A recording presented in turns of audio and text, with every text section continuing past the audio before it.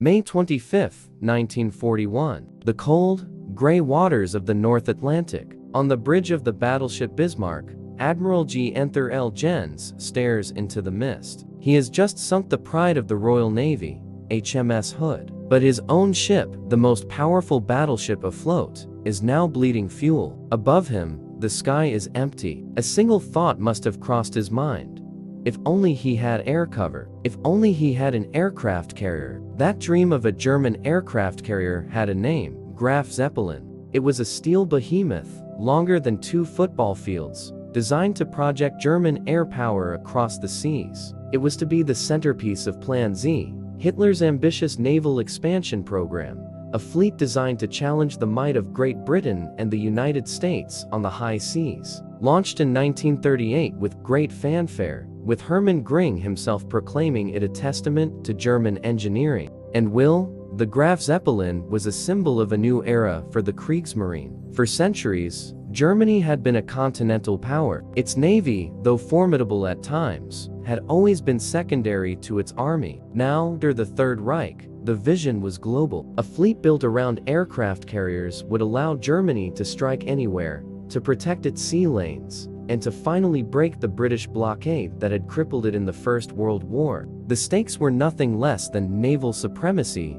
and, with it, world power. But the dream was immediately fraught with conflict. The Kriegsmarine, led by Grand Admiral Erich Raeder, saw the carrier as the future core of the fleet. They envisioned carrier battle groups, just like the Americans and Japanese were developing. But Hermann Göring, the powerful head of the Luftwaffe, the German Air Force, saw things differently. To him, anything that flew belonged to the Luftwaffe. He refused to cede control of naval aviation to the Navy. This created a bitter inter-service rivalry that would plague the project from its inception. Whose planes would fly from the carrier? Who would train the pilots? Who would command them in battle? These weren't just bureaucratic squabbles. They were fundamental questions that struck at the heart of military doctrine. While the Japanese and Americans integrated their naval air arms, Germany's were torn apart by ambition and ego. The Navy designed the ship, but the Air Force was supposed to provide the plane's specially modified versions of the Messerschmitt 109 fighter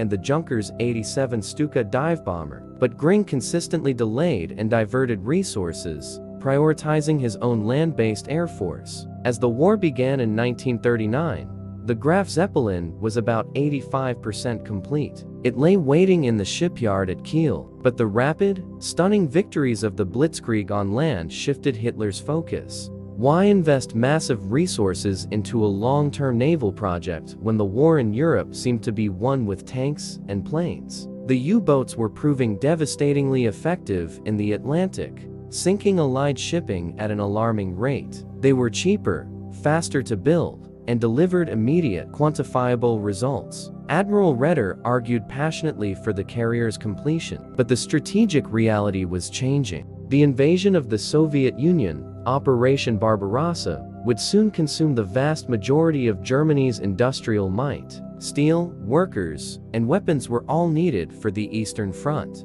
In early 1940, work on the Graf Zeppelin was officially halted. Its powerful 15-centimeter guns were removed and installed as coastal artillery in Norway, a final, bitter irony for the Navy. The great ship, the symbol of Germany's naval ambition, was towed eastward and used as a floating warehouse, a forgotten relic in a harbor full of ghosts. But the tide of war turns. The entry of the United States and the devastating losses in the Atlantic brought the carrier back into focus. By 1942, the strategic situation had shifted dramatically. German surface raiders were being hunted down and sunk by British carrier aircraft. The Bismarck's fate was a stark lesson. Without air cover, even the mightiest battleship was vulnerable. Admiral Raeder once again made his case to Hitler, and this time, the Führer listened. On May 13, 1942, the order was given: complete the Graf Zeppelin.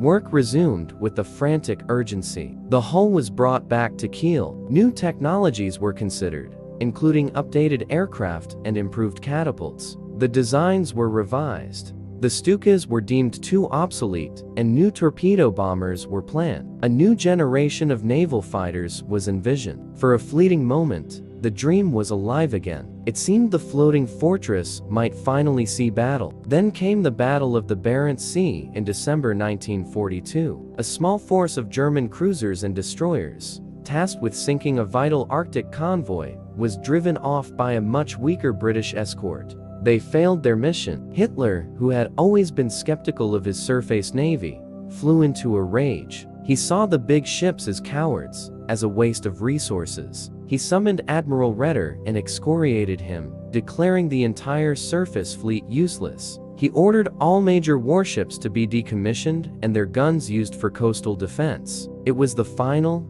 fatal blow. Raeder, disgraced and broken, resigned. His successor, Karl Dönitz, was a U-boat man through and through. He had little interest in surface ships, and even less in the resource-intensive dream of an aircraft carrier. On January 30, 1943, all work on the Graf Zeppelin was stopped for good. The dream was dead. The half-finished ship, a testament to indecision and internal conflict, was once again towed away, this time to a remote anchorage near Stettin to wait out the war. As the Soviet army closed and during the final days of the war in April 1945, the ship's own crew received their last order. They scuttled her. They opened the seacocks and set explosive charges. The Graf Zeppelin, Germany's only aircraft carrier, sank into the shallow, muddy waters of the river, never having launched a single plane in combat. But her story doesn't end there. After the war, the Soviets raised the massive hull. For them, it was a prize,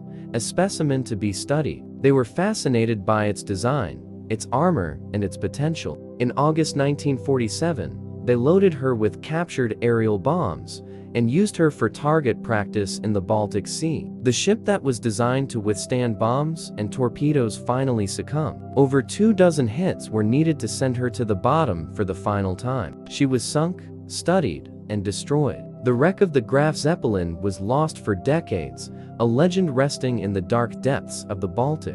It wasn't until 2006 that a Polish oil exploration vessel rediscovered her, lying 285 feet down. There she remains today, a silent, rusting monument. She is a monument not to a battle fought, but to a dream that was never realized. Her failure was not one of engineering, but of vision, strategy, and unity. The Graf Zeppelin stands as a powerful testament to the fact that the most formidable weapon of war can be defeated not by enemy fire, but by internal conflict, bureaucratic rivalry, and a failure of command. A floating fortress, sunk not by an enemy, but by its own side. Thank you for joining us on this journey into a fascinating chapter of naval history. If you enjoyed this story, please consider liking this video and subscribing to our channel for more deep dives into the past. We'll see you next time.